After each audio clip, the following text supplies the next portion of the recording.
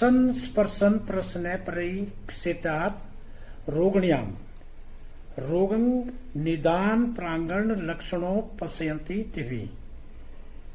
ये जो रोग पनप रहे हैं, जैसे डॉक्टर साहब ने भी बताया आपको, ये 9 प्रकार का है। जैसे कि प्रथम दोष आता है, बात से भी है, पित्त से भी ये दोष पनपता है। तीसरा सिलखम से भी होता है, सुन दोष भी होता है, पितृ दोष भी होता है, देव दोष भी है। और जैसे नारी में ऋतु कम आए, ऋतु रजो धर्म जिसको पीरियड भी कहते हैं, वो कम आए। और 8वां बालकना हो गई, बांझपन जिनको बोल देते हैं कि भाई इसके बच्चे नहीं हो रहे हैं। और मर्दों में नपुंसकता, जैसे धात निकल रही है, स्वप्न दोष हो रहे हैं। और यूरिनल जैसे पेशाब करते हैं तो धात बगती है, धात चली रहती है, तो उससे क्या है कि एक मन में कुंठित जैसा महसूस, एक अपने आप को हीन भावना जैसा महसूस करता है। इससे कमजोरी इतनी आ जाती है शरीर में, इतनी दुर्बलता हो जाती है हमारे शरीर के अंदर कि नपुंसकता, नामर्दी के निशान जो होते हैं वो साफ उसमें दिखाई देते हैं। तो हमारे इन चरकों द्वारा, जैसे मैंने आपको वैद तत्रा दो वैद लक्षणम, क्योंकि वैद जो होते हैं इसके लक्षण पकड़ते हैं भी कहाँ से ये लक्षण पैदा हुआ है, धात से हुआ है, या कोई जवानी में बचपन में हमने जो है गलत कोई कार्य किए हैं, उसके कारण जो है हमारे को अंदर जो है जब जैसे जैसे उम्र हो रही है, शादी वगैरह हो रही है, हमारी शादी जब होती है नपुंसकता आ जाती है, जल्दी से नपुंसकता। आज के इस दौर में जो हमारे नवजवान जो युवक हैं उनके अंदर ये बहुत कमी आ रही है। मेरा दिन का मतलब इसमें मैं दिन की बात करूं, दिनचर्या की, तो कम से कम 30-40 लोगों से मेरा ये संपर्क होता है। 30-40 लोगों को मैं इन चीजों के बारे में बताता हूँ। मैं इसके बाजीकरण औषधि होती है। और मेरे फोन जो है ज्यादातर नपुंसकता की, और खासकर सन 2020 के बाद तो बहुत ही दिक्कत है। और ये क्या कारण है इसका, हमें भी इस चीज का, मैं चरकों को खोल के इनको मैं दिन रात एक करके इसकी भी सिद्ध कर रहा हूँ, इसकी स्टडी करता रहता हूँ। मेरी डॉक्टर साहब के साथ भी रोजाना इस दिनचर्या में जिक्र होता है इस चीज का। जब भी हम आते हैं यहाँ पर क्लिनिक में बैठते हैं, धनवंतरी श्री धनवंतरी क्लिनिक में जब बैठते हैं हम, तो हम इसका जिक्र करते हैं भी ये किस कारण है। तो इन चीजों का हमने एक निचोड़, जो औषधियों का उपचार किस तरीके से किया जाएगा, इसका हमने बहुत सिद्ध करके आपसे मैं डिस्कस करके इस चीज के बारे में हमने पूरा ऐसा विवरण, खासकर इन महीने 1.5-2 महीने के अंदर अंदर कुछ एक औषधियां ऐसी हमने सिद्ध की कि जिनका इलाज वो संभव है,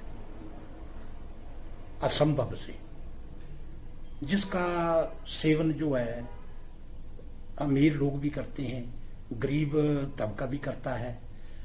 तो बड़े से बड़े जैसे राजे महाराजे हुआ करते थे पहले, तो वो इन्हीं औषधियों का सेवन किया करते थे।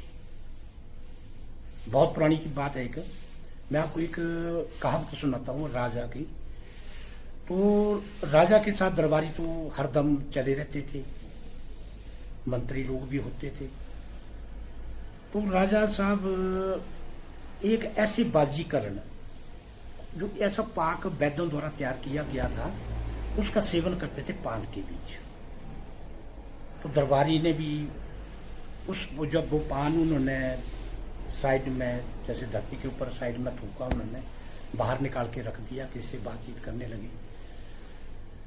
तो वो पान का जो टुकड़ा था वो दरबारी ने अपने मुंह में डाल दिया, और मुंह में जैसे डालने की देरी हुई तो वो पाक बाजीकरण औषधियों का सेवन था उसमें। उसको शुद्ध करके, जैसे शुद्ध की हुई कुछ जड़ी बूटियां, कुछ भस्म, तो उसमें ऐसी चीजें डली हुई थी जिसका सेवन करने से वो जो दरबारी था वो भी इतना हष्ट पुष्ट हो गया कि उसके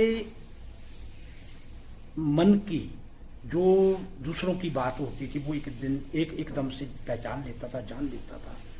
और दिमागी तौर पे इतना जो मानसिकता उसके अंदर पनपी हुई थी वो दिमागी तौर पे वो इतना प्रबल हो गया, इतना उसमें इतनी पावर आ गई जिसको इम्यूनिटी के तहत या प्रतिरोध क्षमता जो थी उसके अंदर की वो इतनी पावरफुल होगी कि वो हजारों आदमियों के बीच, लाखों आदमियों के बीच जो बेवार को खुल जाया करता था।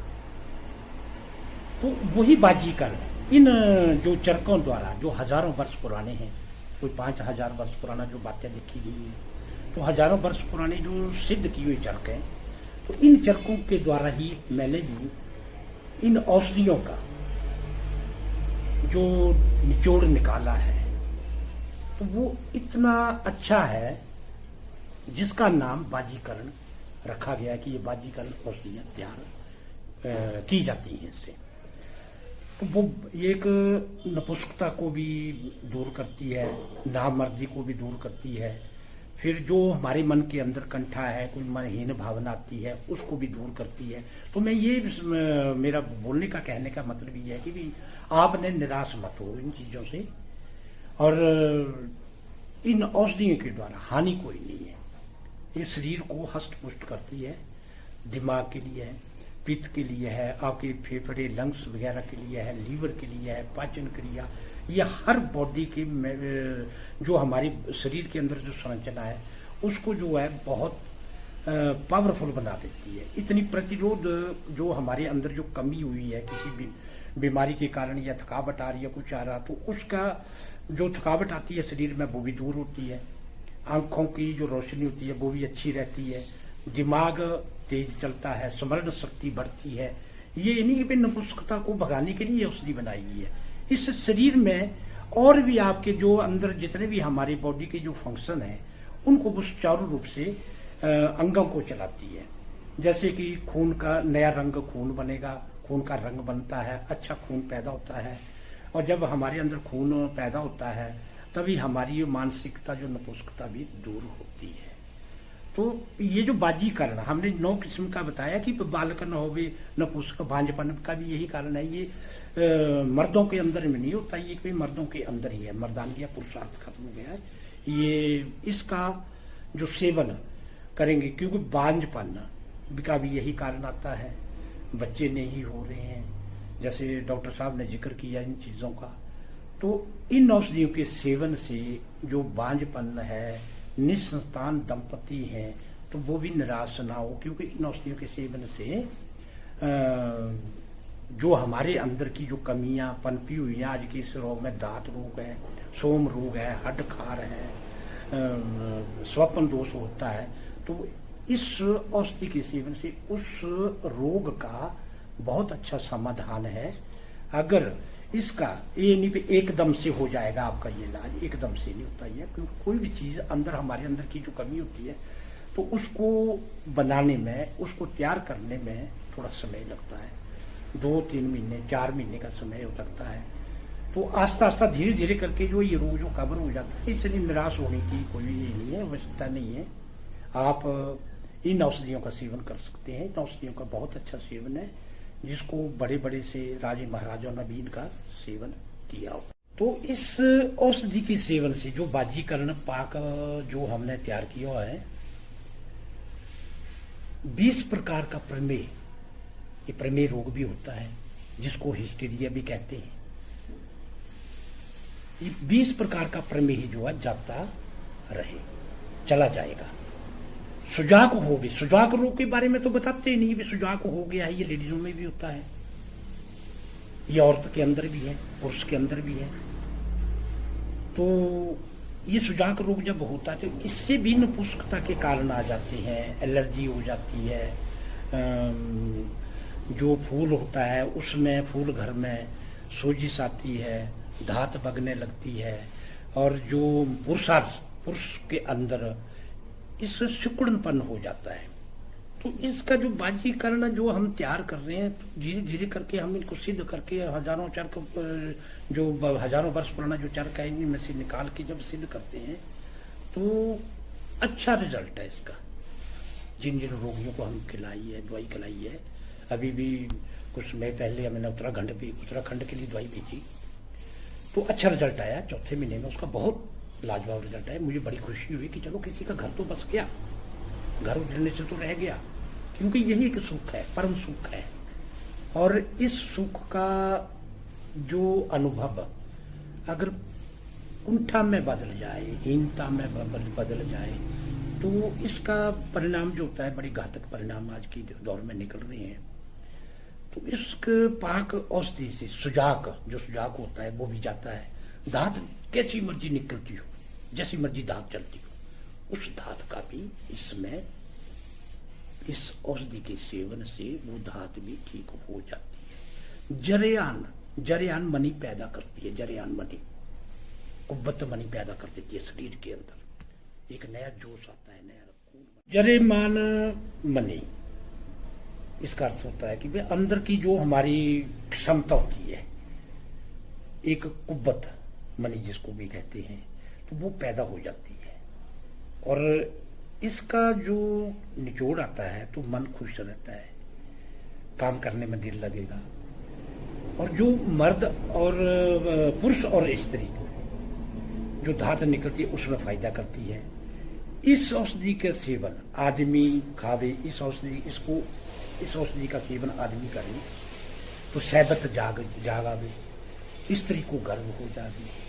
और ये औषधि कभी खाली नहीं न जाए, क्योंकि इसका जो चरकों में लिखा गया है, चरकों में कहा गया है, ये स्कैम जो है कम से कम भी 40-42 आइटम है। 40-42 औषधियाँ जब शरीर के अंदर हमारे अंदर जाती हैं तो उनका कुछ न कुछ असर, अच्छा ही रिजल्ट आता है, अच्छा ही असर मिलेगा। इसको खाने से कोई न गर्मी न कोई शरीर को नुकसान होता है। हम भी खा लेते हैं कभी कभी, जब हम तैयार करते हैं तो पहले तो मैं ही खाता हूँ उन चीज़ों कि इसका मुझे क्या असर आया। 8-10 दिन देखता हूँ कि मेरे अंदर क्या इसका ये प्रभाव पड़ा है, क्योंकि पहले खुद चेक करना पड़ती है, उस मालिक को, उस भगवान धनवंतरी जी के चरणों में अर्पित करना पड़ती है। तो इसका बहुत ये है कि भी जब खुद खाया, तसल्ली हुई, तब दूसरे जो इन रोगों से निराश हो चुके हैं, तब मैं उन जो रोगी होते हैं उनको इस औषधि का सेवन करता हूँ। तभी कहा गया है धनवंतरी चरक में कि सत्र सूद बहुत खाए, कहे धनवंतरी दंग देवता महाराज, थोड़ी देर में दूर हो जावे राम, संजीवनी औषधियों का नाम है, जो भी रोगी अनुपान से खावे वो